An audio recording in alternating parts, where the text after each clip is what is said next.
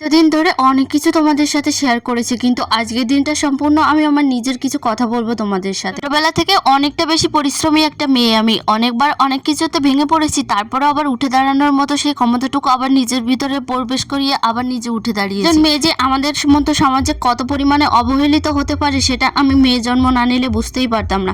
ছোটবেলা থেকে বাবার বাড়িতে মেয়ে হয়েছে বলে নানান মানুষের অনেক বেশি কথা শুনতে শুনতে এই জীবনটা এখনো পর্যন্ত এসে দাঁড়িয়েছে। আমার বাবা গরিব হতে পারে, কিন্তু গর্ব করে একটা জিনিস বলতে পারি, আমাদের যে 4টে বোনকে মানুষ করেছে, 4টে বোনের শ্বশুরবাড়ি থেকে অন্তত কোনোদিন কোনো কাজের খোঁটা অন্তত দিতে পারবে না।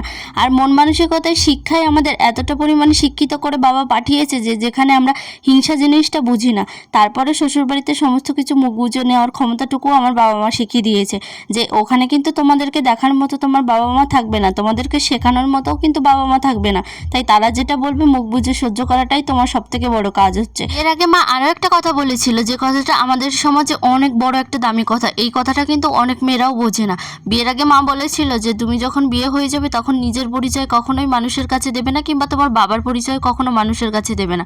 তোমার পরিচয় হিসেবে তোমার স্বামীর পরিচয়টাই সবসময় সবার সামনে দেওয়ার চেষ্টা করবে, কারণ তোমার বাবা তোমাকে কিছুদিনের জন্য হয়তো পৃথিবীতে আগলে রেখেছে, অনেক যত্ন করেছে, যার ঋণটা তুমি কোনোদিন শোধ করতে পারবে না। কিন্তু একটা কথা মাথায় রাখবে, এই যে স্বামী মানুষটাকে জীবনে পেয়েছো, এই মানুষটা তোমার শেষ জীবন পর্যন্ত তোমার হাতটা ধরে রাখবে। মায়ের কথাটা তখন বুঝতে না পারলেও এখন কথাটা অনেক ভালোভাবেই বুঝে গেছি। আর এখন যখন নিজে দায়িত্ববান হতে চলেছি, একটা সংসার সামলাচ্ছি, 7 বছর হতে গেল রানিং একটা সংসারে কাজকর্ম করে সব কিছু সামলিয়ে একটা কথায় বলতে গেলে একদম মায়ের মতো একজন সংসারী হয়ে গেছি।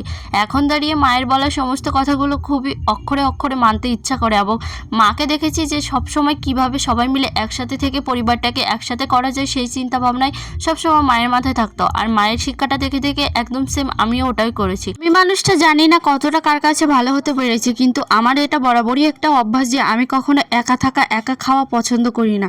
যেখানে মানুষজন থাকে সবাইকে নিয়ে চলতে ভালোবাসি, সবার সাথে ঘুরতে ভালোবাসি। আর আমি আমার জীবনের সব থেকে খারাপ পরিস্থিতির সময়ের মধ্য দিয়ে পার করেও আমি সবসময় হাসি মুখে থাকার চেষ্টা করি। বাবার বাড়িতে থাকতেও যেটা করেছি, এখন শ্বশুর বাড়িতে এসেও সেটা করি।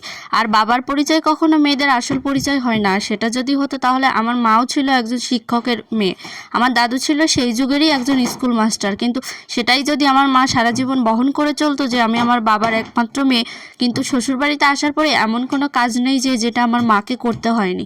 আর মা এই কাজগুলো করে কখনো লোকের সামনে এটাও বলেনি যে আমার বাবা একজন স্কুল মাস্টার। মা সবসময় এটাই বলতো, ভাগ্যে যেটা আসে সেটা তো আমাকে বহন করতেই হবে। এর জন্য মা কখনো কষ্টও পেত না। মা অনেক কিছু করেছে আমাদের সংসারের জন্য, আমাদের পরিবারের জন্য, প্লাস উপর দিয়ে আরও আমরা 4টে বোন হয়েছি। 4টে বোনের কথা তো কম শুনতে হয়নি পাশের বাড়ির লোকের থেকে। যেদিন আমরা জন্মগ্রহণ করেছি সেদিন পর্যন্ত মাকে কথা শুনতে হয়েছে যে আবার ছেলে মেয়েকে আবার মেয়েদের জন্ম দিয়েছে। সত্যি মেয়ে জন্ম পেয়ে যে কতটা কষ্ট সেটা